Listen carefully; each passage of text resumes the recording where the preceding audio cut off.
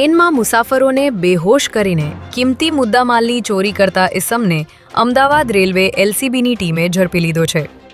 આરોપી અમદાવાદ તેમજ અન્ય જિલ્લાઓમાં ક્રેનમાં પેસેન્જરો સાથે મિત્રતા કેળવીને ઠંડા પીણામાં ઊંઘની ગોળી ભેળવીને આપી દેતો હતો.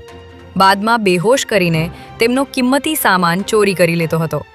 ત્યારે પોલીસે સીસીટીવી અને અન્ય બાબતો ચકાસીને દિલ્હીથી અમિત ઠાકુરને રોકડ અને મોબાઈલ ફોન તેમજ અન્ય ચોરીના મુદ્દામાલ સાથે ઝડપી લીધો હતો.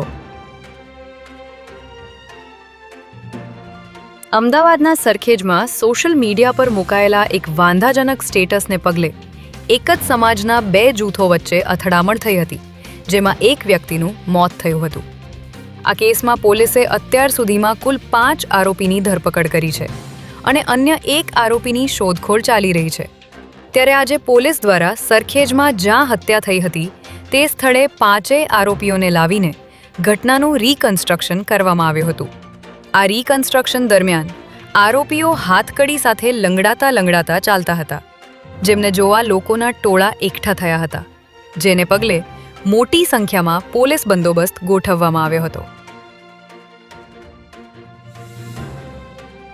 મુખ્યમંત્રી ભૂપેન્દ્ર પટેલની ઉપસ્થિતિમાં આજે નરોડા વિસ્તારમાં ઝૂલેલાલ મહોત્સવની ભવ્ય ઉજવણી કરવામાં આવી હતી, જેમાં આજે બપોરે 1 કલાકે એક શાહી શોભાયાત્રાનું આયોજન કરવામાં આવ્યું હતું, જેનું મુખ્યમંત્રી ભૂપેન્દ્ર પટેલે લીલી ઝંડી બતાવીને પ્રસ્થાન કરાવ્યું હતું.